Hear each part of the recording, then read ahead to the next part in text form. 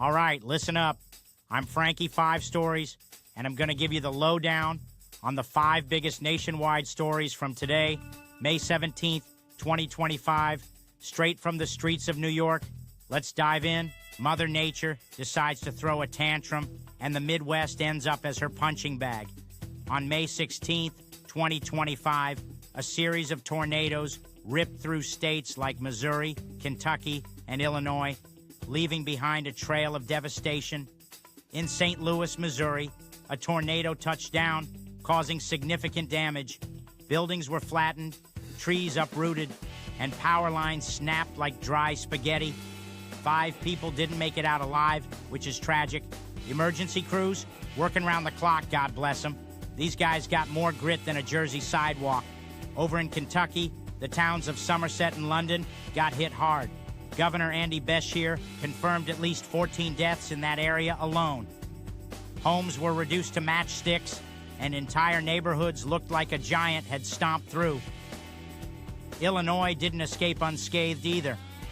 A tornado emergency was declared in Williamson County, with significant damage reported in Marion. Even the federal prison USP Marion wasn't spared, though thankfully no injuries were reported there. Now, I gotta say, these tornadoes weren't just a one-and-done deal. They were part of a larger outbreak that started on May 15th and continued into the 16th.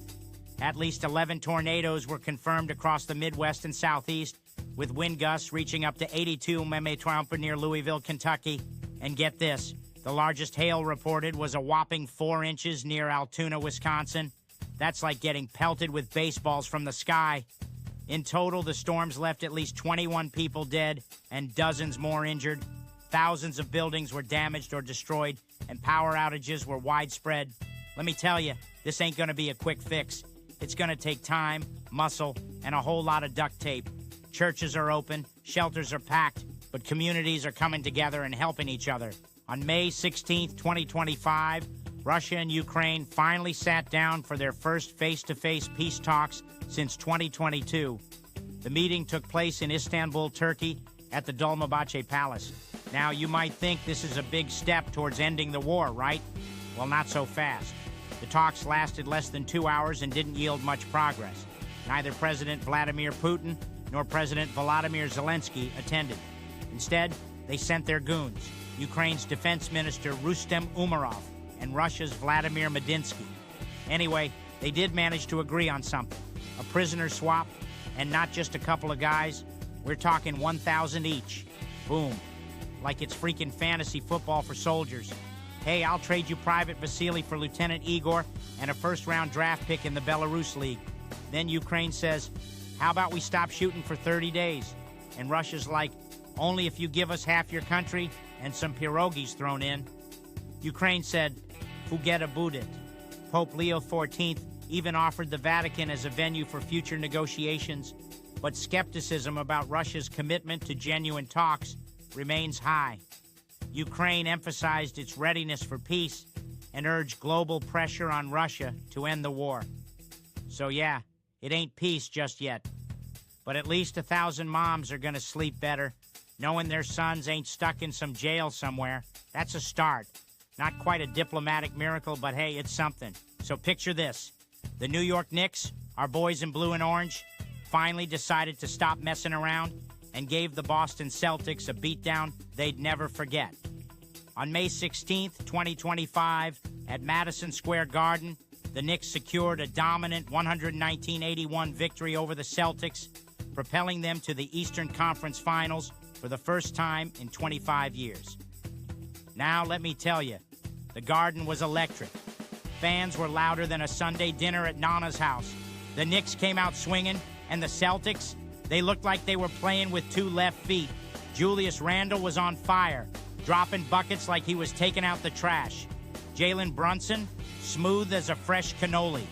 And let's not forget R.J. Barrett, who was slicing through the defense like a hot knife through butter. The Celtics, on the other hand, were colder than a meatball sub left out in the snow. They couldn't hit a shot to save their lives.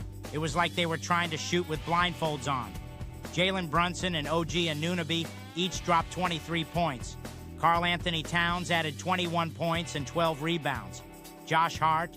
He recorded the Knicks' first playoff triple-double since 1972 with 10 points, 11 rebounds, and 11 assists. The Knicks led by 27 at halftime and extended the margin to 41 in the third quarter. Boston struggled with poor shooting, hitting only 33.3% overall and 21.1% from three-point range. Jaylen Brown fouled out late in the third, and with the game effectively over, the Knicks closed the game with a resounding 38-point win. Now, this win ain't just a fluke. The Knicks have been grinding all season, and it's finally paying off. They're heading to the Eastern Conference Finals, and the city is buzzing like a beehive. The Knicks will now face the Indiana Pacers in the Eastern Conference Finals. Game 1 is set for Wednesday night in New York. So, picture this. President Donald J. Trump wraps up a whirlwind tour of the Middle East, making stops in Saudi Arabia, Qatar, and the United Arab Emirates. He's out there, wheeling and dealing, signing economic agreements like he's at a Sunday market haggling over tomatoes. In Saudi Arabia, Trump meets with Crown Prince Mohammed bin Salman. They ink a strategic economic partnership, covering everything from energy to defense. It's like two dons shaking hands over a new territory. Then, in Qatar, Trump announces a massive deal. Qatar Airways is set to acquire around 160 Boeing jets. That's a lot of planes. But here's where it gets spicy. Back home, folks are raising eyebrows over a luxury jet from the Qatari government that's now parked in Trump's personal hangar. Coincidence? Some say it's a gift. Others think it's a thank you note written in gold. Trump got one luxury plane and sold 160 new American jets over the course of the trip. To me, that's just good negotiating. Meanwhile, Trump announces the lifting of all sanctions on Syria, expressing willingness to work with the transitional government. It's a bold move, like getting in touch with an estranged relative and hoping for the best. So dig this. It's Friday morning, the sun's coming up, birds chirping, cappuccinos pouring, and bam, Orleans Parish Justice Center realizes 10 of their finest guests checked out early. We're talking not one, not two. 10 inmates vanished like cannolis at Sunday dinner. And these ain't jaywalkers, sweetheart. Some of these mooks are facing murder charges. That's right, real hard salamis.